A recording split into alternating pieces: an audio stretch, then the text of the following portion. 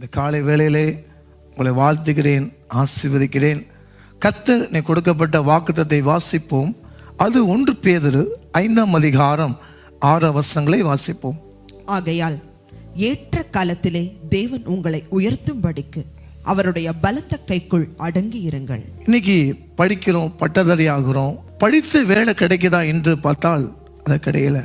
இன்னைக்கு எத்தனையோ பேர் IAS ஆகுறாங்க, எத்தனையோ பேர் டாக்டர் ஆகுறாங்க, எத்தனையோ பேர் பார்த்தீங்கன்னா இன்ஜினியர் ஆகுறாங்க. ஆனால் எல்லாத்துக்கும் ஓடி ஓடி உழைச்சாலும் உழைப்புக்கேற்ற வேலைகள் ஊதியம் கிடைக்கப்படுவதில்லை. ஏனென்றால் எல்லாரும் தான் சுயப்படுத்த நிற்கணும் ஆசைப்படுகிறார்கள். எப்படியாச்சும் எனக்கு ஒரு நல்ல வேலை கிடைக்கணும், கஷ்டப்பட்டு படிப்பாங்க. படித்த உடனே என்ன செய்வாங்கன்னா, ஏதாவது ஒரு சின்ன ஒரு வாட்ச்மேன் வேலையாச்சும் அரசாங்க பணி கிடைக்கணும் ஆசைப்படுவார்கள். வேதம் சொல்கிறது, உங்கள் உயர்த்தணும் அப்படின்னா அவருடைய ஆசீர்வாதம் இருக்கணும், அவருடைய கிருபை இருக்கணும். அப்போ தான் நீங்கள் நினச்சிட்டு இருக்கீங்க, எத்தனையோ டாக்டர் படிச்சுட்டு இன்றைக்கி பார்த்தீங்கன்னா வெயிட்டிங் லிஸ்ட் இருக்கிறாங்க. அவர் பலத்த கருத்தை நீங்கள் அடங்கி இருக்கும் போது உங்களை உயர்த்துவா. ஆண்டவருடைய காரியத்தில் நீங்கள் உண்மை உத்தமமாக இருக்கப்பட வேண்டும். இப்போ மேல் அதிகாரி யாருன்னா ஒரு CMஓ, PMஓ, MPஓ, MLAவோ, ஒரு சட்டமன்ற காரியமோ, ஒரு போலீஸ் அதிகாரியோ, இல்லை இராணுவ அதிகாரியோ, இதெல்லாம் தெய்வனால் ஏற்படுத்தக்கூடிய கிருபை.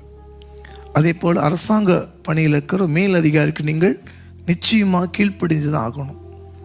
இன்றைக்கி என்ன செய்கிறோன்னா, அரசாங்க பணி வேலை கிடைக்குன்னு சொல்லிட்டு கொஞ்சம் போனோன்னா கடைசி என்ன செய்கிறாங்கன்னா, சம்பளம் கிடைக்கல, பற்றாக்குறை, ஸ்ட்ரைக் பண்ணுறோம், யூனியன்ட்டு போகிறோம். ஒரு வசனத்தை பார்ப்போம். ரோமர் 13:1 வாசிப்போம். எந்த மனுஷனும் மேலான அதிகாரம் உள்ளவர்களுக்கு கீழ்ப்படிய கடவன்.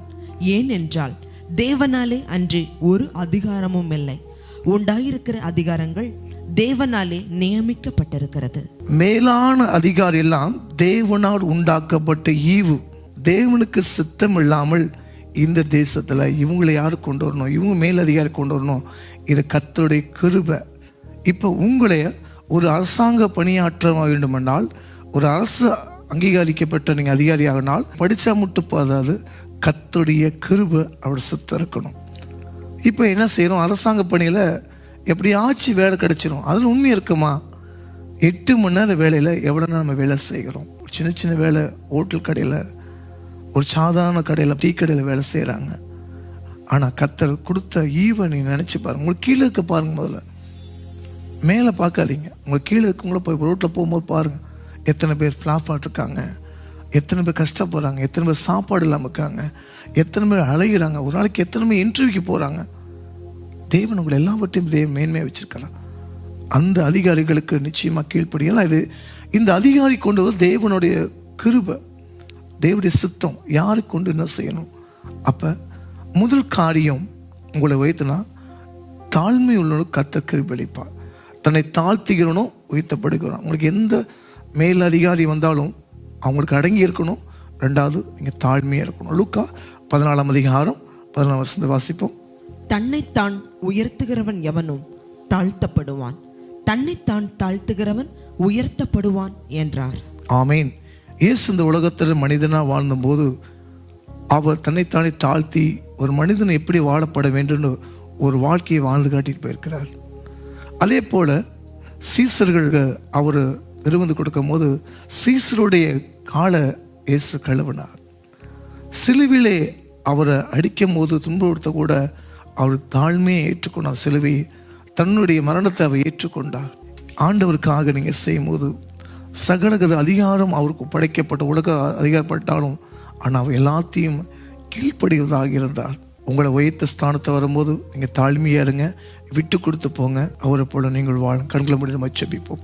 ஆண்டவரே, இன்னைக்கு ஏன் சுயபலம், நான் படிச்சிருக்கேன், எனக்கு அந்தஸ்து இருக்குது, எனக்கு அரசியல் செல்வா இருக்குன்னு சொல்லி எத்தனையோ பேர் சொல்கிறாங்க. ஆனால் இன்னைக்கு எல்லாரும் வேலை கிடைக்காம இருக்காங்கப்பா.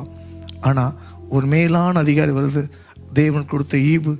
அந்த மேல் அதிகாரி கீழ்ப்படிக்கும் போது கர்த்தர் எல்லாவற்றையும் உயர்த்தி வைப்பா என்ற தலைப்பில் நாங்கள் பார்த்தோம்.